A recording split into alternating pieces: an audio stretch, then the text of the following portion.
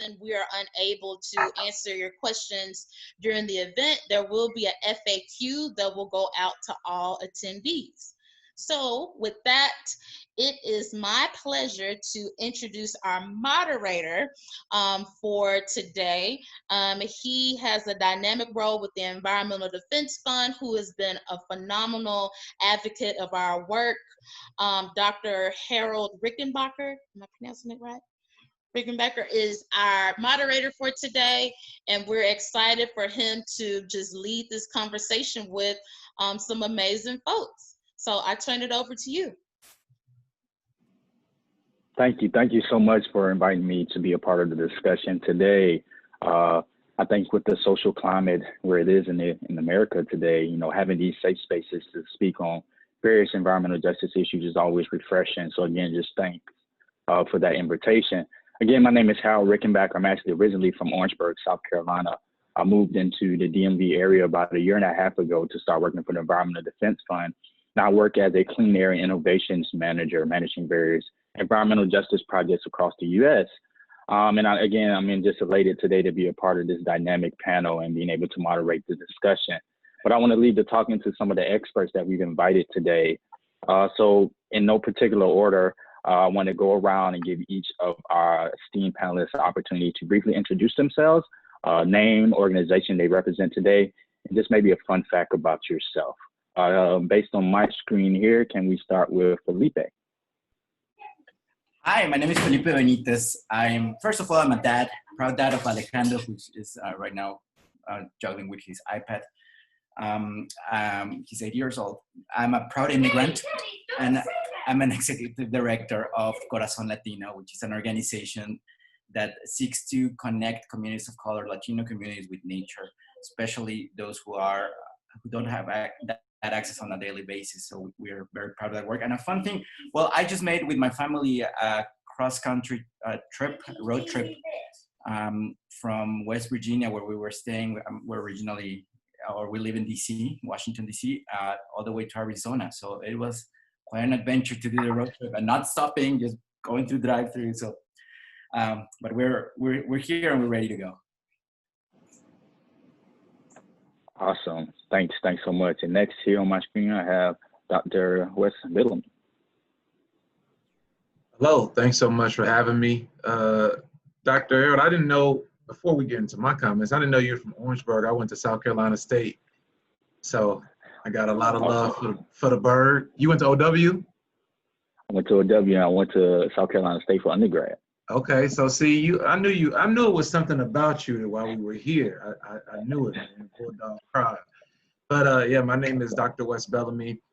I'm the current political science department chairman at Virginia State University, and I'm the former vice mayor of Charlottesville, Virginia. And I currently also serve as the co-founder of the Black Millennial Political Convention. But aside from all of those titles, most of all, I'm a dad. My daughter Stokely is right here, and I'm sure she'll be joining us because although she's 9 months old, she enjoys the camera. But I'm really elated again to join this discussion and have some input and learn and listen from you, brothers. So thanks for having me. Awesome. Thanks again for joining us. Next here we have Mr. Gibson. Good morning, y'all. Thanks for having me. Thank you to Black Millennials for Flint. And something special is happening here, fellas, because I'm from Sumter. So we got a whole South Carolina thing going on right now. There you go. Okay. You went to Crestwood? What's that? You went to Crestwood? Where'd you go to high school? I went to Sumter. You went to Sumter? Sumter and governor school. No disrespect. But, that's right. But my name is Andre Gibson. I am, my day job is I'm Strategic Affairs Coordinator for Shelby County Government. I'm here to discuss my role as the board member for the Greater Whitehaven Economic Redevelopment Corporation. Very happy to be here amongst this esteemed panel of brothers and looking forward to the conversation. Awesome. All right, South Carolina in the building. And last but not least, it's the Mark Conway. Hey, how's it going, guys? Mark Conway. I am the most recently Councilman-Elect for the 4th District on Baltimore City's City Council. Before that, I was the Executive Director of the Baltimore Tree Trust, where we planted trees in Baltimore City. and train folks for jobs in tree care and landscaping, to connecting to work opportunities. Before that, I worked in the mayor's office in Baltimore City, where I was a director of city stat, and my job was to hold city agencies accountable. I'm also a father, as we all are. I've got two young daughters. I've got a 6-month-old and a 2-year-old. So you may see the 6-month-old at some point if she decides to get a little rowdy. But yeah, looking forward to the conversation and also hopefully learn a little bit along the way. All right, awesome, guys. Thanks again for those introductions. Again, a dynamic panel here with a breadth of understanding and background. I want to just jump right into our dialogue today. Again, our discussion on the theme Legacy of the Earth, Connection to the Land. I had an opportunity to join the food justice dialogue on Tuesday, which was great. And today we're going to be talking a bit about gentrification.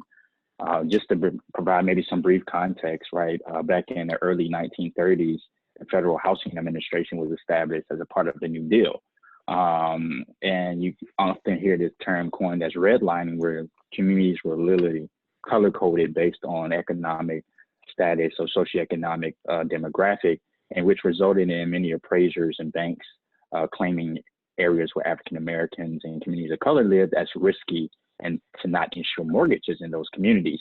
That has seen just a dismantling impact on a lot of communities moving forward. And later in that decade, post-World War II, you had this term again coined as white flight, where many communities or white homeowners felt fearful when minority families moved into their blocks, into their communities.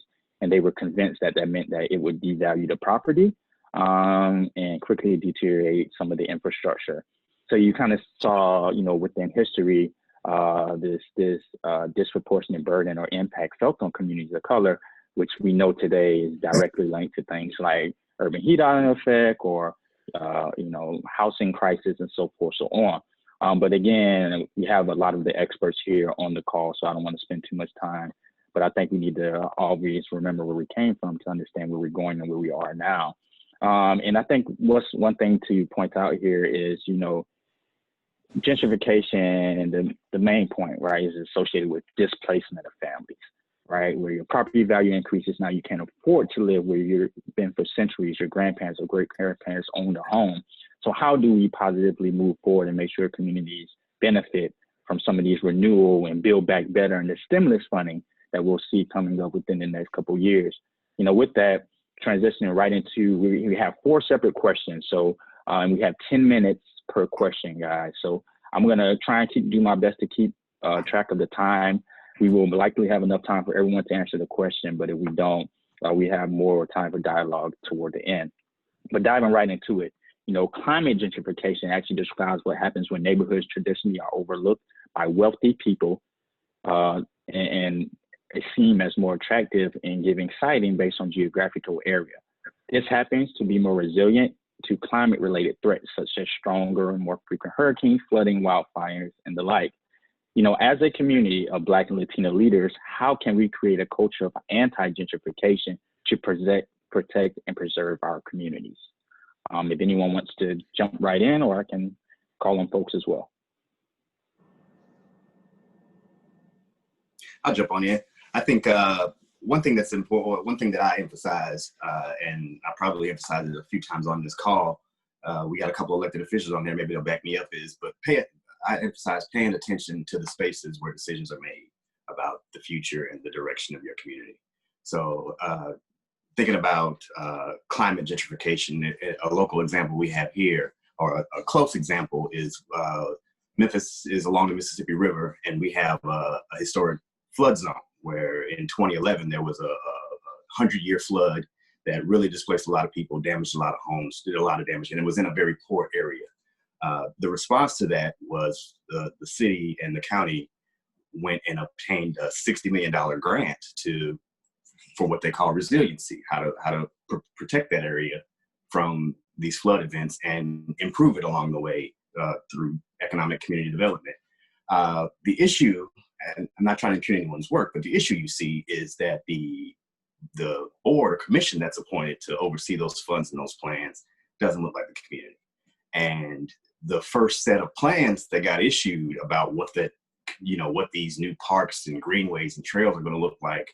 Not a lot of brown faces in those mock-ups. And I, like I said, I don't say that to impugn anyone's work, but I do say that we should pay attention to those spaces where those decisions are made and make sure that the people in those places know that we're paying attention and that we expect those spaces to reflect the needs of our community as a whole.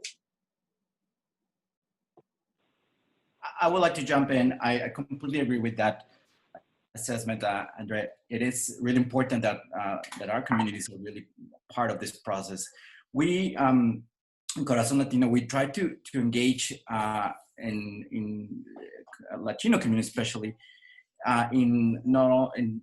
obviously in urban setting, but also within decisions within our public plans. So I just want to make an analogy of those things. And usually the biggest challenge for us, for Latino, Spanish speaking, or others speaking, or whose primary language is not English, is the communication. It's just knowing that these spaces exist. It's knowing what to do. It's feeling empowered to make your voice heard. And I think that's one of the main elements that we need to work. It's empowering our community. And it doesn't matter in all of these kind of forums, like your immigration status, if you speak Spanish, if you speak Mandarin, if you speak, it is just to be there. You live in that region and you have the right to be part of the decision-making process. And the reality is that for decades or centuries, these decisions are usually made by a very small number of people who pay attention, and they show up on the same, and they are very loud, and it's a small minority. So a very loud minority, I'm sorry. So I think one of the challenges and the opportunities here is really to incorporate. And it is not that you turn a switch and suddenly everybody will show up, or you translate something, or you send a couple of flyers. It's really about building it from the ground up. And I'm really happy about Mark's work about doing tree planting, because that's part of building civic engagement. If you plant a tree, you connect with the land, you feel invested in that land, whether it's a national forest, a park, or it's your community park, and then you want to take action to make sure that your community has the best resource, the best investment. And as Harold said, right now we are in a very important moment where decisions will be made in this type of infrastructure. And from my perspective, let's plant more trees. And I can talk a little bit about more of that, but I'm going to stop there. Yeah. I guess I'll pick up from there, from where Felipe left off. But certainly, I think ultimately one of the best ways that we can protect our communities from gentrification, climate gentrification in particular, is home ownership. When you own your home, you have a lot more power in that regard. And to that effect, when you begin to take steps that beautify your neighborhood, whether it's through trees or improving your neighborhood with businesses that meet the needs of the folks in those communities, it goes a long way towards keeping people in those homes and helping them to act as a community. When I think of some of the more targeted ways that we can protect land, I think one of the most effective things that I've been thinking of is community land trusts, and how we can use those, one, to build wealth, but then two, to because as people are able to, who are normally not able to afford a home, with a community land trust, essentially the community buys the property, owns the homes or the properties that they will build homes on, and they sell those properties to homeowners that are low income or lower middle income, families that may have been pushed out otherwise. And under the agreement that when they decide to move out or do whatever they may, they have to sell that house back to the community land trust to sell to another family. It keeps rents, it keeps home ownership very affordable in those communities. And it's one of the most effective ways to prevent gentrification. And also to that effect, as I was mentioning earlier, it helps them to build wealth. And we know in communities of color, one of the biggest problems that we have is building generational wealth. When you have a home that you're able to sell, you've been able to save over years, decades, by living and owning that home. With a community land trust, you get the best of both worlds, in that, one, families can build wealth, but then two, you can protect those properties so that they're not, immediately sold to another high earning person who, that person can just cash out, sell to the next richest person, and then you see these communities turn over. I think also when we think about development, so you know, my district is very, very interesting. If you guys know anything about Baltimore City, we are one of the most redlined cities in the country, and we still are. And my district is, interestingly, a microcosm of the whole city. Essentially, the west side of my district is very wealthy, and the east side of my district is immediately, it's got some economic issues, but then middle-class Black communities on the east side. What that does is you may find over time that as communities on the West grow over, or whatever the case is, some folks may be displaced. And one of the ways you can discourage that is by encouraging mixed income development. And what that does is you ensure that no matter your income, you have room to live in these communities and their spaces. But those are some of the things that I've been thinking about, you know, when I start my term in December, that I can encourage and work to build upon. Dr. Bellamy, we have 1 more minute. I don't know if you wanted to chime in briefly, or we can move it right on. They've summed it up. I have some other thoughts, but I'll save them for later, man. These brothers are brilliant. I'll let them rock out. Awesome. Yeah, I hear a couple of different themes here. You know, Brother Gibson started off by saying just having a seat at the table, right? And what's the analogy? If you don't have a seat at the table, you're on the menu, right? So how do we get more brothers and sisters and people of color involved in active conversations? But additionally, even based on the food justice dialogue, they talked about Killer Mike and his docu-series and buying back the block, you know, and making sure that there's generational wealth in place in these communities and where we are able to sustain the infrastructure long term. So with that, I'll just transition to the next question. We are in the midst of gentrification in historically Black and brown cities across the country. I live here in DC, where Chocolate City is not really Chocolate City anymore. Brooklyn, Harlem, Mocha, and even the Bronx, Mocha City. Brooklyn, Harlem, and even the Bronx are all pricing out African Americans and Latinos. You know, when Caucasian Americans or white Americans move into neighborhoods, we see that decades of environmental issues are remediated, all while natives still suffer from what are often irreversible and generational health issues. So how has the wave of gentrification in your city impacted environmental justice issues directly, and how has that maybe impacted your family? Well, if I may, so I live in Charlottesville, Virginia, a city that's only 19% Black, but it used to be 53% Black. So we've seen a shift, to say the least. And here is, I think we have to get to the root and the fundamentals of how this process works. So you have, and let me just say this may be an unpopular opinion, so I'm going to preface my comments with that. Latricia and all my folks at Black Millennials for Flint may not invite me back, but I do think there is a shared, I'm not going to say blame, quote unquote, but I think there's a shared responsibility when we talk about gentrification. And I also believe that it's not entirely a bad thing. Here's why. So when you have, for example, my grandmother's house or my great-grandmother's house, and my grandmother lived there and my mother lived there and I grew up in the house and so forth. And then because of my newfound quote unquote wokeness and my desire to go and live somewhere else, I don't want to live in grandma's house anymore. Although it's been a four generational house and the taxes don't get paid, although the house has been passed down to me or my sisters or my cousins or whomever, this is the family house. We don't have to pay for the house, but we don't pay the taxes. We can't put our money together to pay the $1,200 in taxes for the year. And that may sound elitist in some regards, but I'm just thinking about some of the other things that we choose to spend our money on, but we choose not to put our resources in a pot. So how can we do collective economics as a group if our families as a whole can't even put together money just to pay taxes on great-grandma's house that's been in the family for 4 generations? That's the first point. And then subsequently, because some of us are so money hungry, and we see this new person who comes by and they say, although your house is worth $130,000 in repairs, I'm willing to $120,000, or maybe I'll up it. I'm willing to give you $140,000, and you all can just divide the money up. And we say as a family, the house is a headache. Nobody wants to live there anymore. We sell the house, and then they go make some minor renovations, and then they then subsequently sell the house for $250,000, and then we get upset. But why did you sell your house? So that's the whole, like, the responsibility piece in that regard is something that I think has to be taken into account. And then I actually heard this from a friend in DC. Ironically enough, many of you are in that area. And we were having a discussion about gentrification. He said, gentrification isn't bad. And I was like, what are you talking about? He said, man, I grew up in hell. My neighborhood was hell. And now we have grass. My kids, they have a park. Why we have a grocery store now? And yeah, the community isn't all Black anymore, but I have way more amenities than I had before. I still live here. My friends, we still live close. The complex and the texture of the neighborhood is different, but it's improved dramatically on the scale of what you see within the neighborhood. And I think we have to ask ourselves in terms of how we balance the two.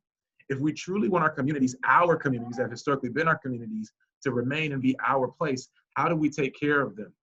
What resources as a city council, as a municipal government, are we willing to push to put into those communities? And then what does redevelopment look like? What does mixed income look like in terms of having just all Black folk? But we know Black folk aren't a monolithic group, but do we want to live by each other? See, that's the other psychological piece. We often talk about gentrification, but a lot of us gentrify other neighborhoods because we want to live in other places, specifically not around our own. So this is a very complex conversation. I love the idea in regards to community land trusts, land grants, and so forth. But collectively, we have to be willing and committed to love each other, support each other, think outside of the box, and then be okay with what comes out because of such. Sorry, that was a long diatribe. I made up for the last question.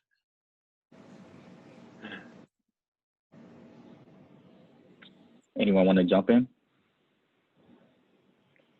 I got a couple of thoughts. Oh, go ahead. Go ahead. No, go ahead. Mm-hmm. I had a couple of thoughts. I think gentrification is, and mostly when we talk about gentrification, I think it's the displacement that we worry about. And I know probably some of that is unavoidable, but when we think about development, development is good. Development can be helpful. Development can improve upon a lot of the problems that we see in our neighborhoods if we do it justly.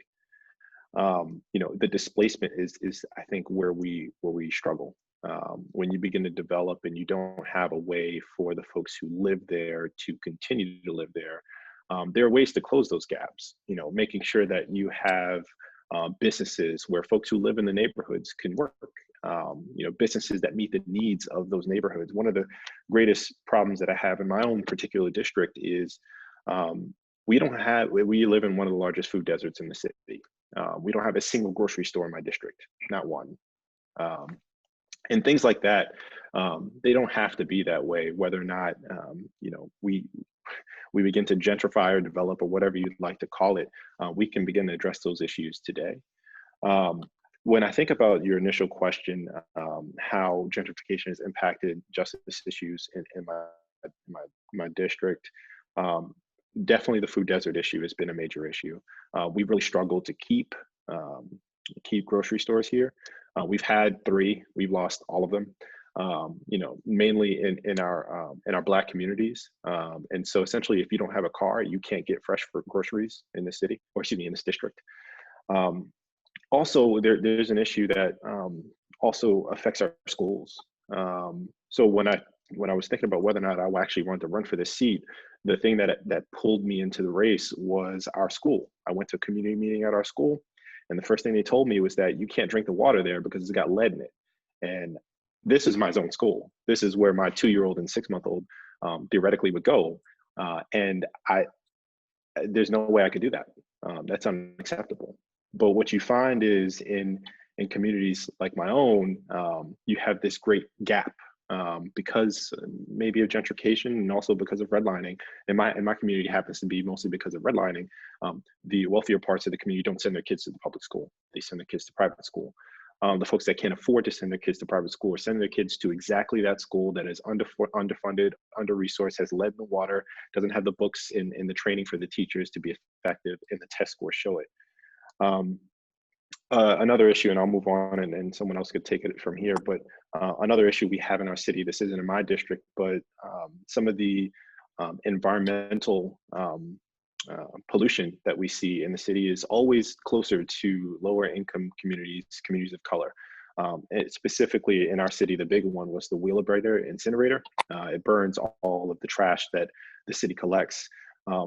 that smoke pipe, which is very famous. If you look at a picture of Baltimore City, you often see this big smoke pipe with Baltimore on it. That's an incinerator.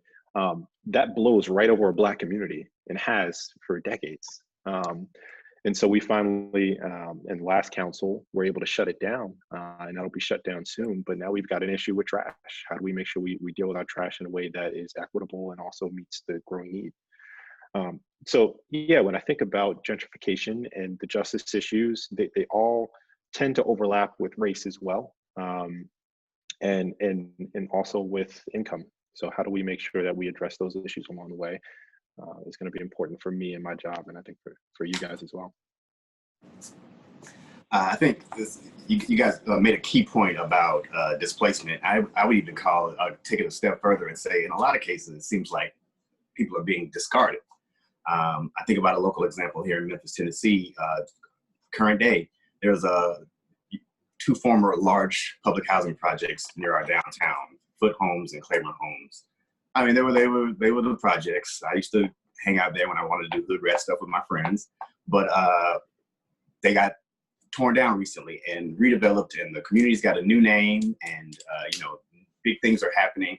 But the irony of that is when those places were existed, those complexes were built on brownfield, so there's built-in environmental issues, and it showed in crime rate, education outcomes in that area. And two, it was in a food desert. And the cruel irony is that once they decided to raise those projects and they decided to redevelop the area under a new name and a new branding, the first two things they announced was, one, $30 million for remediation of the environmental issues so that the residents going forward wouldn't have to deal with that.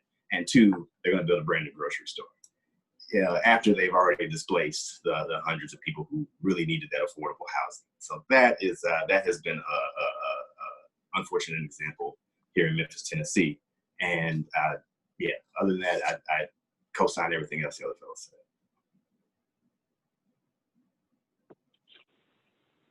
Felipe, I want to move on into the next question, and maybe I can start with you. That's fine. And if you want to segue between both, that's perfect. I was waiting because that's a good one for me. Okay. Okay, perfect. So in the Trump era, xenophobia appears to be at an all-time high. How do language barriers cause an even greater challenge with gentrification and access to affordable and healthy housing? Absolutely. Well, I forgot to mention in the beginning, but today the Latino community received a little bit of good news from the Supreme Court, building up from the equality decision earlier this week. But DACA was, or the decision to unilaterally kill DACA from the Trump administration was stopped by the Supreme Court, was declared illegal. So that's good because it provides a little bit of relief to 700,000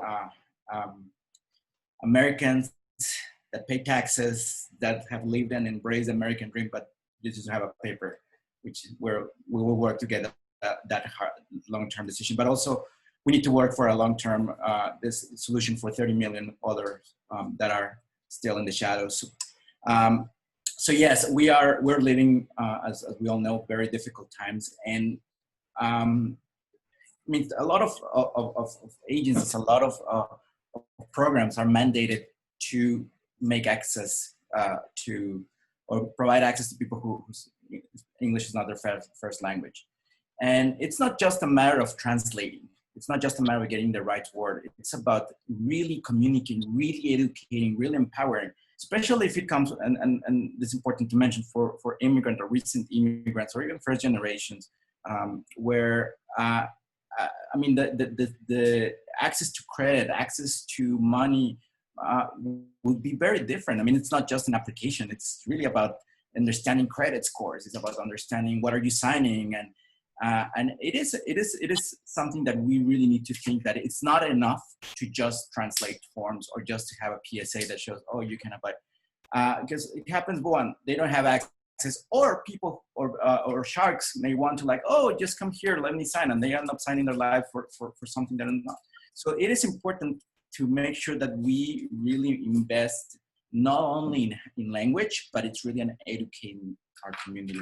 It is not uncommon, especially for first generation, I mean, immigrants first generation, for the kids of recent immigrants to end up filling applications for their parents, because they are the ones at a very early age, like at 8, 9, 10 or whatever, helping them fill anything that has to be. And that's something that we really need to work if we really want to build equity, to equality, and to provide access to those resources. So yes, language is a barrier. There's cultural nuances. There's ways that are done differently from other countries. If you come from Mexico, so the mortgage system is very different. The terms are very different. It's just making sure that we respond culturally, linguistically, and empower them to really make the decision. And it's a long way, and it's a lot of investment.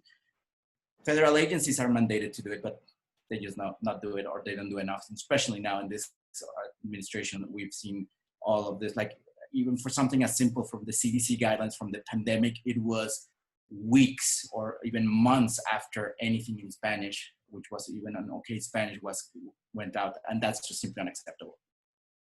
Yeah, I would co-sign that. It's language barriers, culture barriers, the unwillingness to kind of interact with the system for some people are huge barriers to housing and health. You mentioned the CDC initially dealing with the first few cases. Our first big spike was in, I'm going to get this wrong, I know this isn't the proper term, but it was a gypsy community. And they were completely, I won't say off the grid, but they weren't connected to the local government or the local news to get the kind of guidance that was out there that would help you avoid some of those situations. Roma people, thank you for that correction. But yeah, they were completely cut off. And even when later on down the line, as you mentioned, when those translated documents come out, I think we, as organizations and as governments, we can't be complacent with, we put it on the website. There has to be legitimate and a legitimate effort at real connection, real engagement with these communities from the top. That's it. I would completely address it. A lot of times we just check the box, and it happens everywhere, in government agencies, in environmental organizations. Like, oh yeah, we put it out. It's in Spanish. Nobody has downloaded that. Therefore, or in any other language. Therefore, that community is not interested in that topic. Well, if you don't reach out, if you don't get trusted voices, if you don't get the right messengers, you can be sure that that's just a waste of money. And then they use that as an excuse to say, no, well, we tried, they didn't care, so therefore we shouldn't be investing money in creating for other communities or in other languages, which is definitely not. And that's a lot what we really fight at. And again, sometimes it's not just the language. It's really, really about making sure that it's culturally relevant, that it resonates. Even a picture makes a huge difference. Seeing a picture of a white person versus a Latino or an African American, it creates immediate connections with the type of information. Like getting out of the topic, but thank you very much, because that's something that we fight every day, and we really try to make those changes happen. Awesome. Still have a few more minutes on this question, so maybe I can chime in a bit, just based on it feels like I hear this common theme in bringing up COVID-19, right? And the impacts it has as far as lack of resources and communities of color, but even to Councilman Conway's comments earlier, right, in Baltimore County. I mean, there's been hundreds of studies that document that communities of color live in closer proximity and higher concentration to highways, interstate corridors, legacy source points, whether that's industrial facilities, power plants, and the like. And on top of that, now we have this compounding impact that COVID-19 is having on these same communities. So if you have any pre-existing health conditions, whether it's asthma, upper respiratory disease, hypertension, you're seeing this cumulative burden, right? So these impacts are essentially, again, compounding health conditions in a lot of these communities. And I think we need to have a broader response to how we deal with that, right? We've talked a lot about systemic impacts and systemic reform that's needed.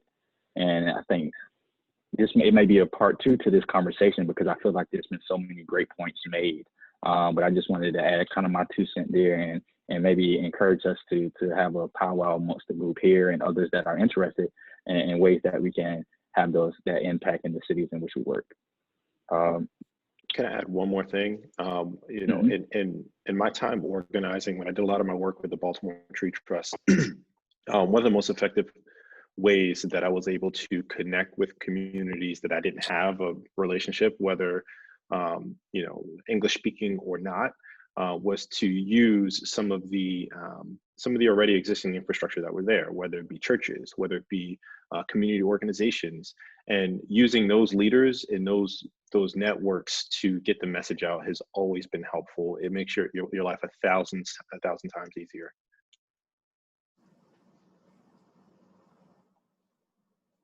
Well, if I can just build on that really quickly, there's a concept that American Forest put out a couple of years ago, which is tree equity. And it's very simple. In cities, particularly in urban settings, you see areas that are more affluent, that have been gentrified, have much more tree canopy and it could be just next door to one that it doesn't have those same resources of the value. And guess what? There's a direct correlation between the health, the life expectancy, all of the elements that Harold, you mentioned that affect. And now, of course, our communities are being affected the most because there's all underlying conditions that have a direct relationship with trees. How many trees? And there's a lot of great studies that Dr. Kathy Wolf out of the University of Washington has done on how those green spaces have a direct correlation, or having those trees has a direct correlation with crime, health, value. So it is important, and I really like what Mark said, because that's really one of the things, and it's so simple, and again, it's a simple solution, but let's plant trees and make sure that we do it the right time, the right place. But that just brings a lot of benefits to the communities. All right, perfect, guys. Let's move right along. We're great. We're doing great on time. But the last question here, and we're gonna take a few minutes. Let's see. Yeah, we have about 10 minutes here, and in 10 minutes we're gonna open up dialogue from the participants. But white flight and Black and brown sure are at the core of gentrification. Black and brown people from across the country have been lead poisoned. Freddie Gray, who was murdered by Baltimore law enforcement officers, was a victim of childhood lead poisoning stemming from living in homes with substantial lead issues. Freddie Gray actually reached a settlement against Baltimore City regarding their irreversible damage of childhood lead poisoning. As a community of Black and Latino men, how can we hold elected officials accountable? And how can we hit folks in their pockets when they expose our families to environmental hazards such as lead poisoning? Well, I think from an elected official perspective, one of the things that I was most proud of that we did in Charlottesville, I served, so all of our counselors have to serve on different boards and commissions as the council liaison. I served on our housing authority board, and on that we were able to write a resolution. And within that resolution, we discussed being anti-lead, just making sure that none of our public housing sites use lead paint. We made sure that we did an environmental scan on all of our sites. And then we had environmental justice advocates follow up, and we worked hand in hand with them to ensure that we were keeping our word. I think that from an activist perspective, we have to ensure that they are putting the pressure on elected officials. I was going to say something else, but I'll just say, to put it nicely, put pressure on them. Electeds do react to pressure, and I think that's something that is incredibly effective. We're seeing it right now with all of the activists who are out today. And then when you look at from a policy perspective, like, it should be mandated that every locality, every municipality has an anti-lead resolution or promise of some sort. Every locality, every municipality should have environmental justice policies or resolutions on the books. Like, that should be at a minimum. And then those things help us break and reverse some of these generational, quote unquote, systemic plagues that have had a negative impact on our people for far too long.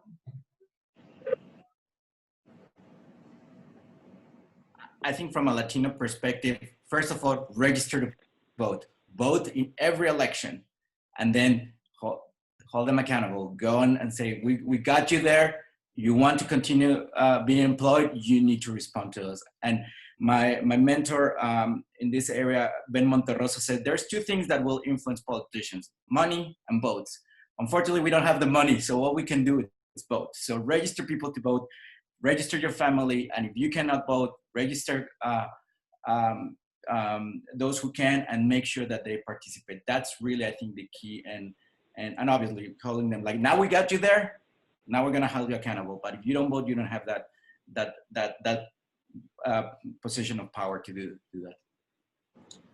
I think it's important for, especially for those of us who may, be elected or be appointed or have, some proximity to decision making, that we listen to people. We listen to the people. We listen to activists. We listen to community leaders when they tell us what it's like in their communities and what's going on there. I got a couple of my South Carolina brothers on the line. You probably heard about what happened in Columbia, South Carolina, with Alan Benedict Court, where the conditions there were horrible, dealing with not only lead paint, but was carbon monoxide. People died. Asbestos, they had all of that. Gonzalez Gardens, they had all kind of stuff. It was allowed to fester until it was too late. And people died, and now we're going back, we're revisiting, and we're putting new rules in and new guidelines. So listen to the people when they tell you what it's like in the communities, and use your power and your voice to support. Can I add on to that really quick?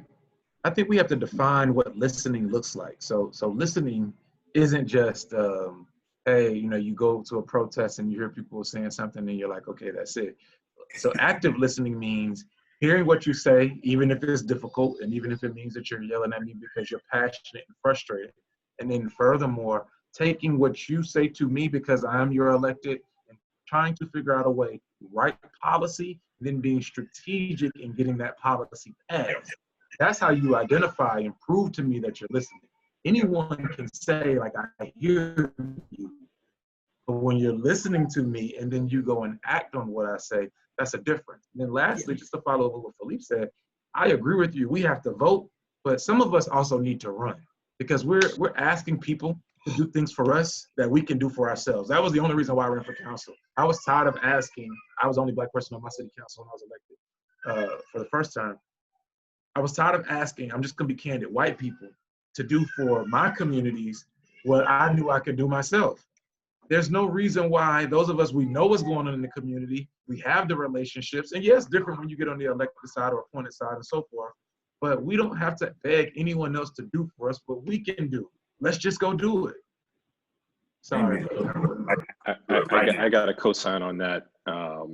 Dr. Bellamy, that wise words from a decent man. I appreciate it. Part of the reason why I ran, I was tired of watching and waiting for other people to step up and do what I knew needed to happen. I think, everyone, the obvious thing to do is to vote. I think you could go a step further as well as lobby. Like, if there are issues that are important to you, make sure you call your councilman, call your representative, make sure they hear your voice. It matters. It makes a huge difference, because most people don't. Most people don't make the call. Most people don't write the letter. Most people don't follow up or follow through. The other step is, when you got someone who's good, volunteer, keep them in there, get them to the next stop.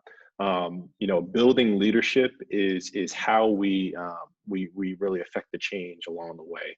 And to Dr. Bellamy's point, like, if you don't see it happen in the way it needs to happen, step up, figure out how to run for office. I'd be more than happy to give anybody insights. It's the first time I've run for anything. And it was super hard, but I'm glad I did it. We need more people to do the same.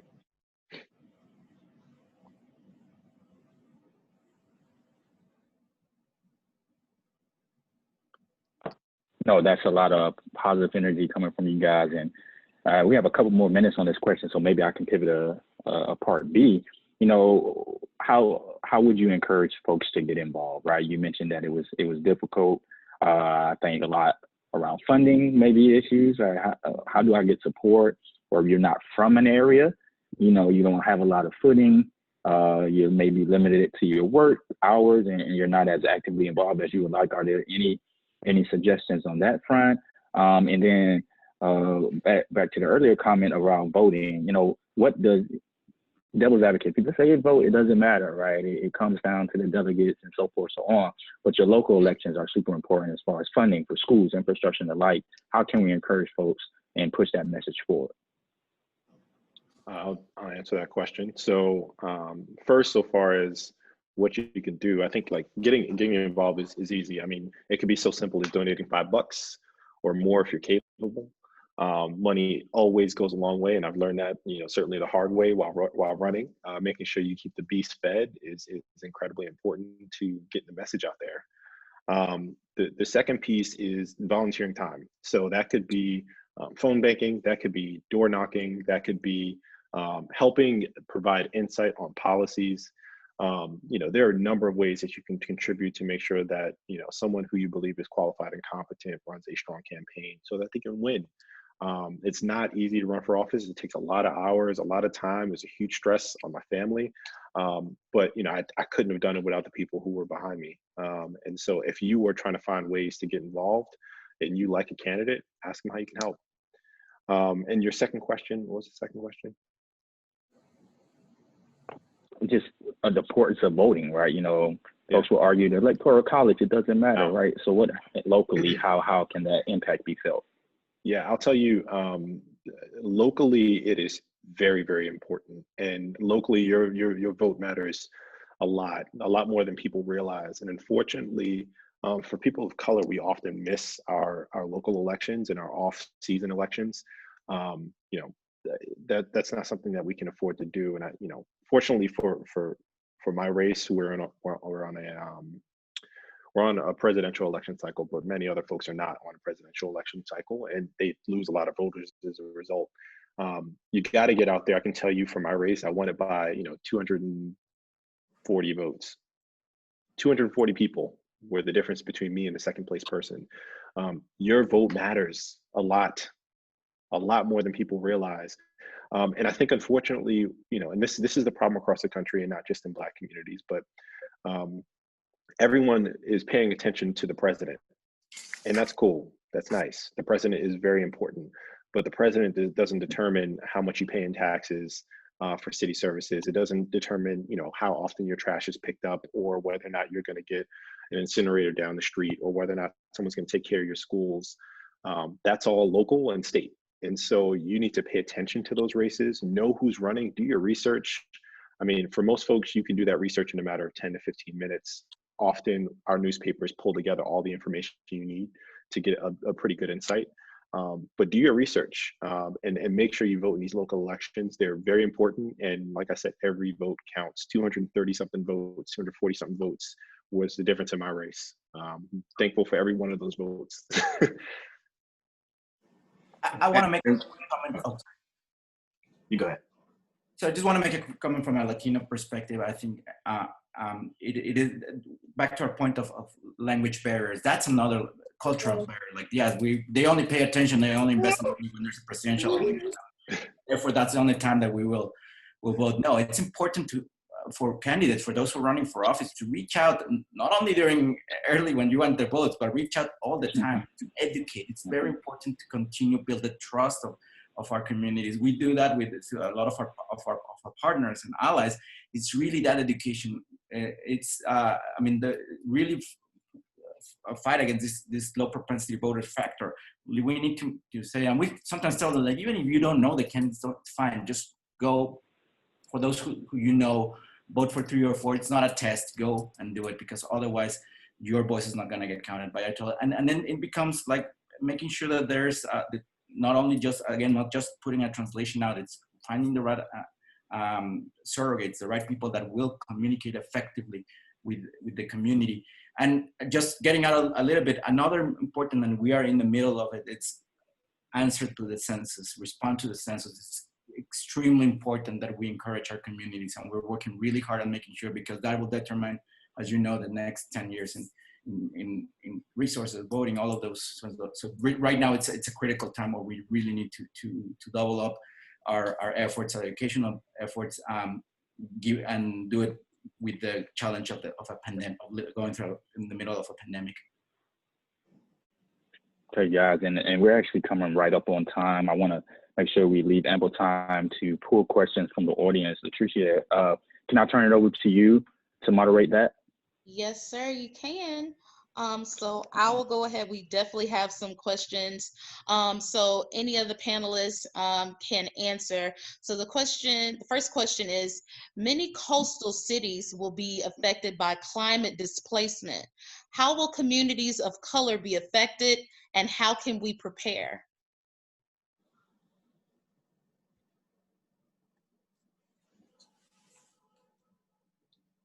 Well, I'll jump in. I think it's going to be, unfortunately, it's going to be a matter of resources. There are, part of the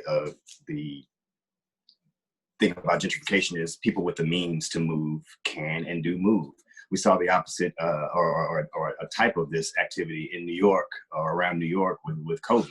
People who could afford to go out to the Hamptons or to the island or to the beach, they abandoned the city, and you heard stories of people spending $10,000, $30,000, $40,000 a month to rent places just to get away and lay low for a little while. And we'll see the same thing happen. We got a preview of it with Katrina in New Orleans, where the people who could afford to get out got out, and the people who couldn't were left behind to deal with the massive event, devastating event. So I don't have a planned out solution, but I do clearly see that the difference between those who can and those who can't, and those who are forced to deal, is resources.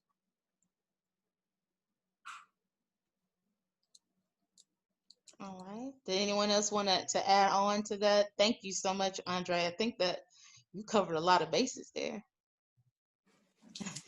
He took it for everybody else. I know, right? He hit all of the points. Okay, we do have another question that came through the chat box. Just bear with me as I scroll through to get back to it. I do know that the question is in regards to land trust. So I'm just gonna improvise on the question. Essentially, what the question was. Yeah, was from Cameron, is essentially how can we get African American and Latino communities more invested and even knowledgeable about land trusts, land banks, because that is an area where we just don't know very much about it. So how can we change that? Well, I think I'll take a quick stab. I think from one perspective, it just requires us being willing to collaborate with each other. Now, from my personal opinion, my personal perspective, and my point of privilege, I grew up in Atlanta, right? So where I grew up in Atlanta, in Norcross, Tucker area, there was a great deal of Black and brown folks. I had a lot of brown friends.